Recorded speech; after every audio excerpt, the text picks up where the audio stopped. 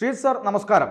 മണിയാർ ഡാമിലെ അതായത് മണിയാർ ജലവൈദ്യുത പദ്ധതിയുമായി ബന്ധപ്പെട്ട് വലിയൊരു അഴിമതിക്ക് കോപ്പ് കൂട്ടുന്നതായിട്ടാണ് നമുക്ക് മനസ്സിലാക്കാൻ കഴിയുന്നത്. അതായത് 30 വർഷത്തെ കരാറ് സർക്കാരും KSEBിയുമായുള്ള ഒരു സ്വകാര്യ കമ്പനിയുടെ കരാർ അവസാനിക്കാറായിരിക്കുന്നു.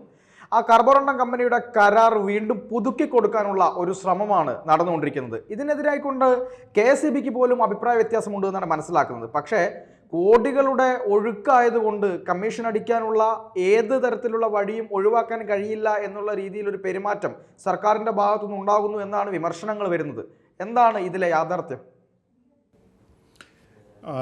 പാർത്ഥനി പറഞ്ഞതുപോലെ 30 വർഷത്തെ ഒരു എഗ്രിമെൻ്റ് ആണ്. ആ എഗ്രിമെൻ്റ് തുടങ്ങുന്നത് 1991 അപ്പോൾ അതിനുശേഷം അങ്ങനെ അന്നത്തെ നായനാർ സർക്കാരിൻ്റെ കുറച്ച് തീരുമാനങ്ങളാണ് ഈ സ്വകാര്യ വ്യക്തികളായിട്ടുള്ള ആൾക്കാർ അല്ലെങ്കിൽ സ്വകാര്യ സ്ഥാപനങ്ങൾ ഇവയൊക്കെ തന്നെ വൈദ്യുത പദ്ധതികളുമായി ബന്ധപ്പെട്ട് സഹകരിപ്പിക്കാം എന്നുള്ള ഒരു നയം അന്ന് സ്വീകരിക്കുന്നു. അപ്പോൾ അതിൻ്റെ ഭാഗമായിട്ടാണ് ഈ കാർബറണ്ടം എന്ന് പറയുന്ന കമ്പനിയൊക്കെ വരുന്നത്, ഈ മണിയാർ പദ്ധതിയൊക്കെ നടപ്പാക്കുന്നത്. അപ്പോൾ കോൺട്രാക്ച്വലായിട്ട് നമ്മൾ നോക്കിക്കഴിഞ്ഞാൽ 2024 ഡിസംബർ അവസാനത്തോടു കൂടി ഈ ഒരു എഗ്രിമെൻ്റ് അവസാനിക്കുകയാണ്. അതായത് അങ്ങനെയാണെങ്കിൽ ഈ കമ്പനി അവിടെ നിന്ന് എക്സിറ്റ് ആകണം, ഈ പദ്ധതി സംസ്ഥാന സർക്കാരിലേക്ക് വരണം, KSEBിയുടെ കൺട്രോളിലേക്ക് അത് വരണം. അപ്പോൾ അങ്ങനെ വരണമെങ്കിൽ ഇതിനുള്ള ഏറ്റവും പ്രധാനപ്പെട്ട പ്രശ്നം കരാർ പ്രകാരം നമ്മൾ ഈ കട്ട് ഓഫ് ഡേറ്റ് വരുമല്ലോ, അതായത് ഈ കോൺട്രാക്ട് എൻഡ് ചെയ്യുന്ന ഡേറ്റിന് 30 ദിവസം മുമ്പ് സംസ്ഥാന സർക്കാർ അതുമായി ബന്ധപ്പെട്ട ഒരു കത്ത് ഈ കാർബറണ്ടം കമ്പനിക്ക് കൊടുക്കണം. പക്ഷേ ഇപ്പോൾ ഉണ്ടാകുന്ന ഏറ്റവും പ്രധാനപ്പെട്ട ആരോപണം ഈ 30 ദിവസം മുമ്പ് ഈ കത്ത് ഇഷ്യൂ ചെയ്തിട്ടില്ല എന്നുള്ളതാണ്. അപ്പോൾ കോൺട്രാക്ച്വലി വേണ്ടുന്ന ഒരു കാര്യം നമ്മുടെ ഭാഗത്തു നിന്ന് ചെയ്തിട്ടില്ല എന്നുള്ളത് ഗുരുതരമായിട്ടുള്ള ഒരു പ്രശ്നമാണ്. കാരണം എന്തെങ്കിലും രീതിയിലത്തേക്ക് ഡിലേ ഉണ്ടാവുകയാണെങ്കിൽ അതിനെ ഒരു കോടതിയിലേക്ക് പോകുന്ന സാഹചര്യം ഉണ്ടെങ്കിൽ പോലും ആ കമ്പനിക്ക് ക്ലെയിം ചെയ്യാൻ പറ്റും, എഗ്രിമെൻ്റ് പ്രകാരം പറഞ്ഞിരിക്കുന്ന നോട്ടിഫിക്കേഷൻ ഞങ്ങൾക്ക് തന്നിട്ടില്ല എന്നവർക്ക് പറയാൻ കഴിയും. അപ്പോൾ ഇതൊരു ഗുരുതരമായിട്ടുള്ള പ്രശ്നമാണ്. കാരണം ഇപ്പോൾ നമ്മൾ 3ാമത്തെ ആഴ്ചയാണ് ഡിസംബറിൽ പൊയ്ക്കൊണ്ടിരിക്കുന്നത്. ഇനി 10-12 ദിവസം മാത്രമേ ഉള്ളൂ ഡിസംബർ 30 എത്തുന്നതിന്. അപ്പോൾ അങ്ങനെയാണെങ്കിൽ ഈ വർഷം അത് അവസാനിക്കേണ്ടുന്ന ഒരു കാര്യത്തിനെ അവസാനിപ്പിക്കുക, അതിനുശേഷം അത് സർക്കാർ ഏറ്റെടുക്കുക എന്ന രീതിയിലത്തേക്കുള്ള ഒരു പ്ലാൻ സംസ്ഥാന സർക്കാരിനില്ല എന്നാണ് നമ്മൾ അതുകൊണ്ട് തന്നെ മനസ്സിലാക്കുന്നത്.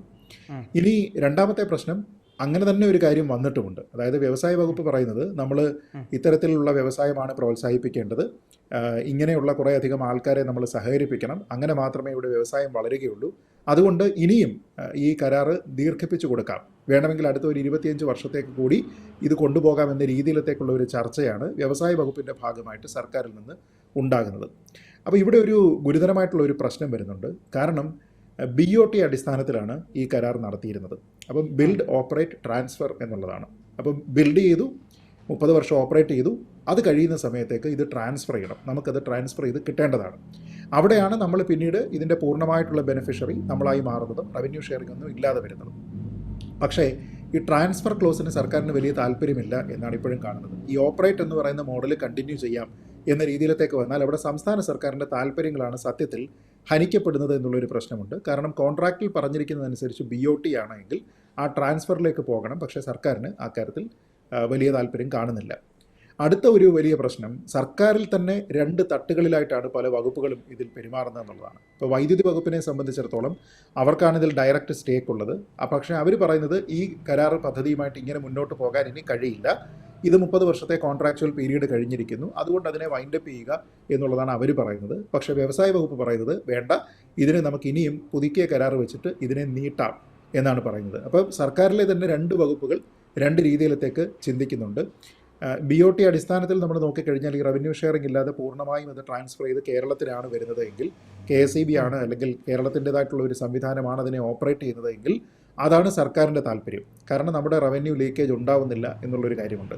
പക്ഷേ ഇവിടെ വരുന്നത് അഭിപ്രായ ഭിന്നതകളാണ്. ഇതിൻ്റെ അടുത്ത തമാശ, ഈ അഭിപ്രായ ഭിന്നത എന്ന് പറയുന്നത് ഇവർ രണ്ടും തമ്മിൽ മാത്രമല്ല. ഇപ്പോൾ വൈദ്യുതി വകുപ്പും വ്യവസായ വകുപ്പും മാത്രം തമ്മിലല്ല, വൈദ്യുതി വകുപ്പുമായിട്ട് തന്നെ ഈ കാർബറണ്ടം കമ്പനിക്കും കുറേയധികം അഭിപ്രായ ഭിന്നതകളുണ്ട്. അപ്പോൾ അതിൻ്റെ ഭാഗമായിട്ട് അവർ തന്നെ പറയുന്നുണ്ട് അധിക നിക്ഷേപം അവർ ഈ പ്രോജക്റ്റിലേക്ക് നടത്തി എന്നുള്ളതാണ് അവർ പറയുന്നത്. അപ്പോൾ അതിൻ്റേതായിട്ടുള്ള എന്തെങ്കിലും അധിക നിക്ഷേപത്തിൻ്റെ രേഖകളുണ്ടെങ്കിൽ അത് വൈദ്യുതി വകുപ്പിന് നൽകണം. വൈദ്യുതി വകുപ്പിൻ്റെ അനുമതിയോടുകൂടി, KSEBിയുടെ അനുമതിയോടുകൂടി മാത്രമേ ഈ രീതിയിലത്തേക്കുള്ള അഡീഷണൽ ഇൻപുട്ട് കോസ്റ്റ് ഇതിലേക്ക് കാർബറണ്ടം കമ്പനിക്ക് ഇടാനായിട്ട് സാധിക്കുകയുള്ളൂ. പക്ഷേ അങ്ങനെ വരാതെ അവർ തന്നെ കുറേ പണം അങ്ങനെ മുടക്കിയിട്ടുണ്ട് എന്നവർ പറയുന്നുണ്ട്. അപ്പോൾ ഇതെല്ലാം പറയുന്നത് എന്തിനു വേണ്ടിയിട്ടാണ്? ഈ 30 വർഷം കൊണ്ട് അത് പ്രോഫിറ്റബിൾ ആയോ ഇല്ലയോ, അല്ലെങ്കിൽ മുടക്കിയിരിക്കുന്ന കോസ്റ്റ് തിരിച്ച് കിട്ടിയിട്ടുണ്ടോ ഇല്ലയോ എന്ന കാര്യം അസസ് ചെയ്യാനാണ്.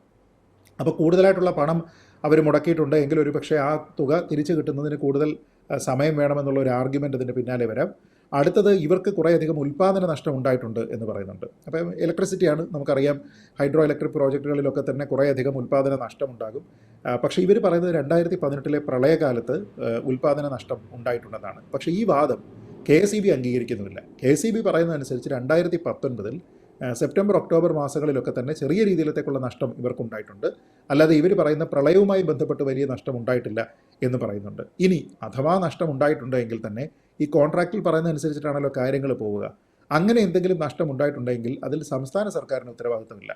കാരണം ഇൻഷുറൻസ് കവറേജ് കാര്യങ്ങളൊക്കെ തന്നെ ഉണ്ട്, അതുകൊണ്ട് അതിലുണ്ടാകുന്നില്ല എന്നുള്ളൊരു പ്രശ്നമുണ്ട്. അപ്പോൾ അങ്ങനെ നോക്കിക്കഴിഞ്ഞാൽ അങ്ങോട്ടും ഇങ്ങോട്ടും പല ഡിപ്പാർട്ട്മെൻറ്റുകൾ തമ്മിൽ ഈ കാര്യത്തിൽ ആശയ വ്യക്തത ഇല്ലായ്മയുണ്ട്. അവസാനം മുഖ്യമന്ത്രിയുടെ തീരുമാനത്തിന് വിടുന്നു എന്ന രീതിയിലത്തേക്ക് പറയുന്നുണ്ട്. ഈ കോൺട്രാക്റ്റിൽ എഴുതിയിരിക്കുന്ന കാര്യങ്ങൾക്കനുസരിച്ച് BOT വ്യവസ്ഥ പൂർണ്ണമായിട്ട് നടപ്പാക്കുന്നതിനോ അത് ട്രാൻസ്ഫർ ചെയ്യുന്നതിനോ അതല്ലെങ്കിൽ അതിനെ എക്സ്റ്റെൻഡ് ചെയ്യുന്നതിനോ അതിൽ പറയുന്നതിന് വിരുദ്ധമായിട്ടുള്ള ഇൻപുട്ട് കോസ്റ്റ് അതിൽ ആരെങ്കിലും മുടക്കിയിട്ടുണ്ട് എന്നുള്ളതിനോ അതിന് സർക്കാർ സംവിധാനത്തിനാണ് ലയബിലിറ്റി എന്ന് പറയുന്നതിനോ ഒക്കെ തന്നെ കോൺട്രാക്റ്റുമായിട്ട് നമ്മൾ ബന്ധപ്പെടുത്തി നോക്കിക്കഴിഞ്ഞാൽ ഇതിൽ ഒരുപാട് വയലേഷൻസ് സംഭവിച്ചിട്ടുണ്ട്. അപ്പോൾ അതുകൊണ്ടാണ് പ്രതിപക്ഷം നാച്ചുറലി പറയുന്നത് ഇതുമായി ബന്ധപ്പെട്ട് വലിയ അഴിമതി ഉണ്ട് എന്നും. പ്രത്യേകിച്ച് നമുക്കറിയാം ഇത് 50 പൈസയ്ക്ക് ഒരു യൂണിറ്റ് എന്ന രീതിയിലത്തേക്കാണ് ഈ സംഭവം വിഭാവനം ചെയ്തത്. അപ്പോൾ ഇപ്പോൾ നോക്കിക്കഴിഞ്ഞാൽ ഇതിൻ്റെ കോസ്റ്റ് കാര്യങ്ങളൊക്കെ എത്രയാണ് എന്നുള്ളത് നമുക്കറിയാം. ആനുപാതികമായിട്ട് ഒരുപക്ഷെ പ്രൊഡക്ഷൻ കോസ്റ്റ് വർദ്ധിച്ചിട്ടുണ്ടാകാം, എങ്കിൽ പോലും ഇതിൽ നിന്നുണ്ടാകുന്ന ലാഭം വളരെ കൂടുതലാണ് എന്ന് നമുക്കറിയാം. അപ്പോൾ അങ്ങനെ നോക്കിക്കഴിഞ്ഞാൽ സർക്കാരിൻ്റെ താല്പര്യമാണോ ഇവിടെ സംരക്ഷിക്കപ്പെടുന്നത് അതോ കോർപ്പറേറ്റ് അല്ലെങ്കിൽ ഒരു സ്ഥാപനത്തിൻ്റെ താല്പര്യമാണോ സംരക്ഷിക്കപ്പെടുന്നത് എന്നുള്ള പ്രധാനപ്പെട്ട ഒരു കാര്യമുണ്ട്. അങ്ങനെ നിരവധി പ്രശ്നങ്ങളുള്ള ഒരു പ്രോജക്റ്റായിട്ടാണ് നിലവിൽ ഈ മണിയാർ പ്രോജക്റ്റ് നിലനിൽക്കുന്നത്. അപ്പോൾ ഇതിലൊരു ആശയ വ്യക്തത ഉണ്ടാവുക, അത് കേവലം മുഖ്യമന്ത്രി തീരുമാനിക്കുക എന്നതിനപ്പുറത്തേക്ക് കോൺട്രാക്റ്റിൽ പറയുന്നത് എന്തോ അതിനെ ഓണർ ചെയ്യാനായിട്ട് സംസ്ഥാന സർക്കാർ തയ്യാറാവുക എന്നുള്ളതാണ് പ്രധാനം. വളരെ കൃത്യമായൊരു ശ്രമം ഇതിൻ്റെ പുറകിൽ നടക്കുന്നുണ്ടോ എന്നുള്ളതാണ്. അതായത് ഈ കരാർ എങ്ങനെയെങ്കിലും നീട്ടിക്കൊടുത്തേ പറ്റുള്ളൂ എന്നുള്ളൊരു ആരുടെയൊക്കെ ഒരു താല്പര്യം സംരക്ഷിക്കാൻ വേണ്ടി ഇവർ മനഃപൂർവ്വം കളിക്കുന്നത് പോലെ. വൈദ്യുതി മന്ത്രി പറയുന്നു വ്യവസായ വകുപ്പിന് ഇത്തരത്തിലൊരു അഭിപ്രായമുണ്ട്, പക്ഷേ KSEBക്ക് അത്തരത്തിലൊരു അഭിപ്രായമില്ല. അവസാനം ഇത് മുഖ്യമന്ത്രി തീരുമാനിക്കുമെന്ന് പറയുന്നു. അതുപോലെ ഒരു ദിവസത്തെ തന്നെ ഇതിൻ്റെ പൈസ എടുത്ത് നോക്കിക്കഴിഞ്ഞാൽ 22 കോടിയോളം രൂപയാണ് ഈ ഒരു ജലവൈദ്യുത പദ്ധതിയിൽ നിന്ന് വരുമാനമായി കിട്ടുന്നതെന്നാണ് ഞാൻ മനസ്സിലാക്കുന്നത്. അതനുസരിച്ച് ഓരോ വർഷവും കിട്ടുന്ന പണത്തിൻ്റെ കണക്കെടുക്കുമ്പോൾ വലിയൊരു ഫണ്ട് തന്നെയാണ് വരുന്നത്. അപ്പോൾ ഇത്തരത്തിലൊരു ഫണ്ട് ലഭ്യമാകുന്ന ഒരു പദ്ധതിയെ KSEB തന്നെ ഏറ്റെടുക്കുകയാണെങ്കിൽ, ഇപ്പോൾ അങ്ങേക്കറിയാമല്ലോ കേരളത്തിലെ ജനങ്ങളുടെ മേലേക്ക് വീണ്ടും കറണ്ട് ചാർജ് വർദ്ധിപ്പിച്ചുകൊണ്ട് വലിയ ഭാരം വെച്ചു കൊടുത്തിരിക്കുകയാണ് KSEB. അപ്പോൾ ഇവരുടെ കെടുകാര്യസ്ഥതകളൊക്കെ മറയ്ക്കാൻ വേണ്ടി ജനങ്ങളുടെ തലയിലേക്ക് വീണ്ടും വീണ്ടും നികുതി ഭാരം ഏൽപ്പിക്കുന്ന ഒരു സ്ഥാപനം ഇത് ഏറ്റെടുക്കുകയാണെങ്കിൽ ഒരുപാട് ഈ സ്ഥാപനത്തിന് ഒരുപാട് ലാഭമുണ്ടാകും. പക്ഷേ അത് ഒരു സ്വകാര്യ കമ്പനിക്ക് തന്നെ കൊടുക്കണമെന്ന ഒരു ഉദ്ദേശ ലക്ഷ്യം പുറകിലുള്ളതുപോലെ തോന്നുന്നില്ലേ? അല്ല, അവിടെയാണ് ഇതിൻ്റെ പ്രശ്നം. ഞാനിതിൽ കാണുന്ന വലിയൊരു തമാശ ഇതിലൊരു ഇടതുപക്ഷ നയവ്യതിയാനമുണ്ട് എന്നുള്ളതാണ്. കാരണം ഇടതുപക്ഷത്തിനെ സംബന്ധിച്ചിടത്തോളം സാധാരണ അവരുടെ നയം എന്ന് പറയുന്നത് ഇത്തരത്തിലുള്ള എല്ലാ സംരംഭങ്ങളും സ്റ്റേറ്റിൻ്റെ പൂർണ്ണമായിട്ടുള്ള നിയന്ത്രണത്തിലായിരിക്കണം എന്നാണ്. അപ്പോൾ അങ്ങനെ നോക്കിക്കഴിഞ്ഞാൽ സ്വകാര്യ വ്യക്തികളെ സ്ഥാപനങ്ങളെയൊക്കെ തന്നെ ഇങ്ങനെ ഇലക്ട്രിസിറ്റി പവർ പ്രൊഡക്ഷനുമായി ബന്ധപ്പെട്ട് സഹകരിപ്പിക്കുക എന്ന് പറയുന്നിടത്ത് തന്നെ അടിസ്ഥാനപരമായിട്ട് ഒരു ഇടതുപക്ഷ നയവ്യതിയാനം സംഭവിച്ചു കഴിഞ്ഞു. കാരണം ഈ ഇൻഫ്രാസ്ട്രക്ചർ നമ്മൾ ഉണ്ടാക്കുക, അതിലേക്ക് സ്വകാര്യ വ്യക്തികളെയും സ്ഥാപനങ്ങളെയും സഹകരിപ്പിക്കുക, എന്നിട്ട് റവന്യൂ ഷെയറിംഗ് നടത്തുക, നമ്മൾ ഈ ഇൻഫ്രാസ്ട്രക്ചറൊക്കെ മുടക്കിയതിന് ശേഷം പിന്നീട് നമ്മുടെ ഷെയർ മേടിച്ചിരിക്കുക എന്ന് പറയുന്ന ഒരു വലതുപക്ഷ സാമ്പത്തിക നയമാണ്.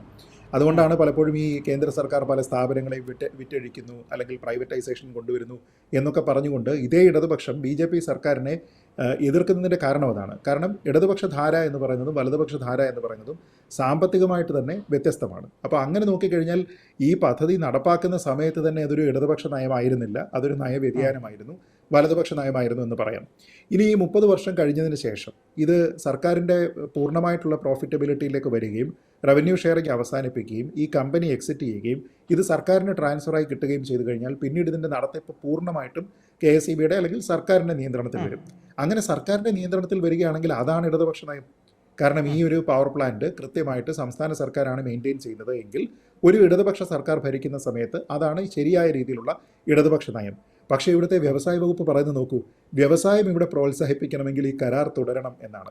എന്ന് വെച്ചാൽ ഇത് സർക്കാരല്ല ചെയ്യേണ്ടത്, ഇൻഫ്രാസ്ട്രക്ചർ നമ്മുടേതായിട്ടിരുന്നോട്ടെ, BOTയിലെ ട്രാൻസ്ഫർ എന്ന് പറയുന്നത് വേണ്ട, ഓപ്പറേറ്റ് എന്ന് പറയുന്നത് ഈ രീതിയിലത്തേക്കുള്ള ഒരു പാർട്ട്ണർഷിപ്പായിട്ട് പോകട്ടെ എന്ന് പറഞ്ഞു കഴിഞ്ഞാൽ ഇന്ന് നമ്മുടെ രാജീവ് മന്ത്രിയായിരിക്കുന്ന വ്യവസായ വകുപ്പും പറയുന്നത് ഒരു വലതുപക്ഷ സാമ്പത്തിക നയമാണ്. അപ്പോൾ ഇതിൽ ഇങ്ങനത്തെ ഒരു ഇൻഹറൻ്റ് ആയിട്ടുള്ള ഒരു കോൺഫ്ലിക്റ്റ് കൂടിയുണ്ട്. ഇനി അങ്ങനെ വേണം നമ്മൾ ഇതിനെ നോക്കുന്ന സമയത്ത് ഇതിൽ നിന്നുള്ള പ്രോഫിറ്റ് നോക്കാൻ. കാരണം ഈ നയവ്യതിയാനം എന്ന് പറയുന്നത് കൊണ്ട് ഉണ്ടാകുന്നത് എന്താണ്?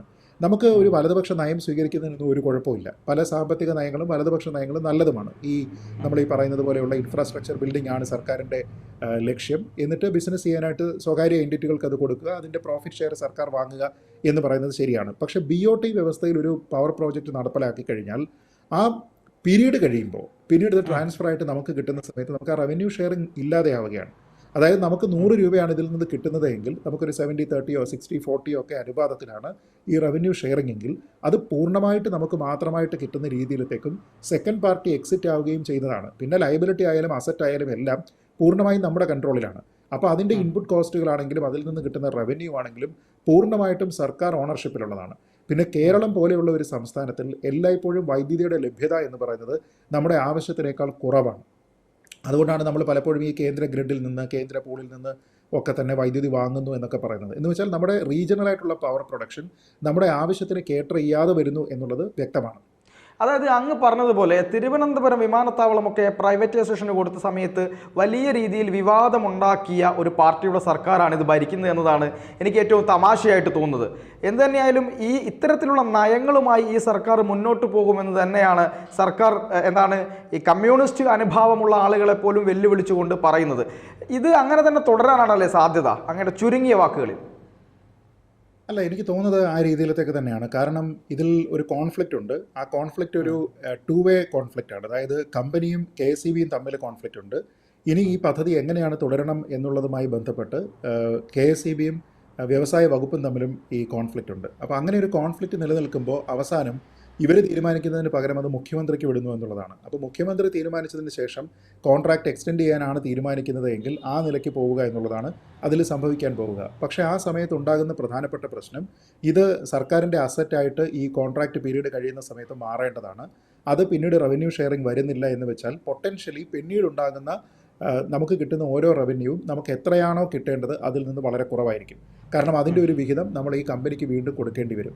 അങ്ങനെയല്ല ഈ കരാർ ഒറിജിനലി വിഭാവനം ചെയ്യുന്നത്. അതുകൊണ്ട് തന്നെ പ്രതിപക്ഷം നമുക്ക് കിട്ടേണ്ടുന്നത് കിട്ടുന്നില്ല, അത് മറ്റൊരു കമ്പനിക്ക് വേണ്ടിയിട്ട് നമ്മൾ കോംപ്രമൈസ് ചെയ്യുന്നു എന്ന രീതിയിലത്തേക്ക് പറഞ്ഞുകൊണ്ട് സംസ്ഥാനത്തിൻ്റെ എക്സ്ചക്കറിലേക്കുള്ള റവന്യൂ ലോസ് ആയിട്ട് ഇതിനെ കാണാൻ വേണ്ടിയിട്ടുള്ള സാധ്യത വളരെ കൂടുതലാണ്.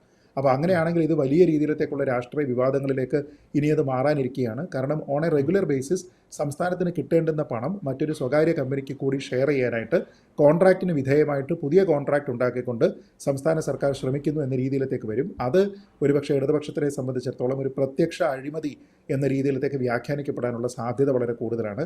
അപ്പോൾ അതുകൊണ്ട് ഏത് രീതിയിലാണ് ഇനി സർക്കാർ അതുമായി ബന്ധപ്പെട്ട് മുന്നോട്ട് പോവുക എന്നുള്ളത് കൗതുകകരമായിരിക്കും. എന്തായാലും ഒരു കാര്യം വ്യക്തമാണ്, നേരത്തെ ഇവിടെ പറഞ്ഞതുപോലെ ഈ എയർപോർട്ടിൻ്റെ പ്രൈവറ്റൈസേഷൻ എന്നൊക്കെ പറഞ്ഞു വന്നിരുന്ന സമയത്ത് പ്രൈവറ്റൈസേഷനെ എത്രത്തോളം എതിർത്തോ ഇപ്പോൾ അതേ ആൾക്കാർ തന്നെയാണ് കുറച്ച് നാൾ കഴിയുമ്പോഴത്തേക്ക് നമ്മുടെ നാട്ടിലുള്ള ജലവൈദ്യുത പദ്ധതി പൂർണ്ണമായും സർക്കാർ നിയന്ത്രണത്തിലേക്ക് വരാനുള്ള ഒരു കോൺട്രാക്റ്റ് പീരീഡ് കഴിയുമ്പോൾ അത് വേണ്ട, ഇതിൽ സ്വകാര്യ സ്ഥാപനങ്ങളെയും കമ്പനികളെയും ഒക്കെ തന്നെ നമുക്ക് സഹകരിപ്പിക്കാമെന്ന് പറയുന്നത്.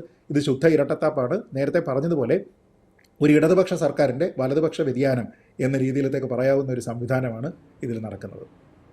തീർത്തും വ്യക്തമാണ്. എന്തായാലും സ്വകാര്യവൽക്കരണത്തെയൊക്കെ എതിർത്തുകൊണ്ടിരിക്കുന്ന ആളുകൾ തന്നെ അതൊക്കെ ചെയ്യുന്നത് കാണുമ്പോൾ ജനങ്ങൾ എന്താണ് ചിന്തിക്കുക എന്നതുകൂടി ഇവരൊക്കെ ചിന്തിച്ചാൽ നല്ലതായിരിക്കും. എന്തായാലും ഈ ചർച്ചയിൽ പങ്കെടുത്തതിന് ഒരുപാട് നന്ദി സാർ. Thank you.